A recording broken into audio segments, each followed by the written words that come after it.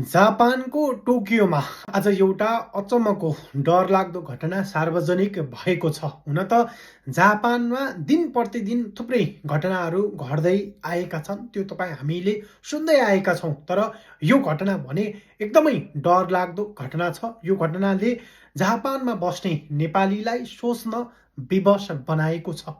एकजना नेपाली बहिनी, जो अविवाहित 23 वर्षीय नेपाली बहिनीले जापानमा तपाईँको एकजना नवजात शिशुलाई जन्म दिन्छिन् र शिशु जन्मिसकेपछि उक्त शिशुलाई मारेर प्लास्टिकमा पोको पारेर दराजमा छुपाइरहेको बेला उनीसँगै बस्ने साथीले त्यो दृश्य देखिसकेपछि प्रहरीलाई सम्पर्क गर्दा उनी आज मात्रै पक्राउ परेकी छन्।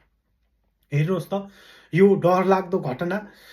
उनी जो पक्राउ परेकी नेपाली बहिनीले उक्त नवजात शिशु आफ्नै भएको र बच्चा जन्मिसकेपछि मैले के गर्ने भन्ने थाहा नभइसकेपछि बच्चालाई मारेको भन्ने पनि प्रहरीले प्रश्न पारेको छ। प्रहरीलाई उनले बयान दिएकी छन्। हेर्नुहोस् त, यो घटना एकदमै डरलाग्दो, अचम्म पार्ने घटना छ। उनी अविवाहित केटी हुन्।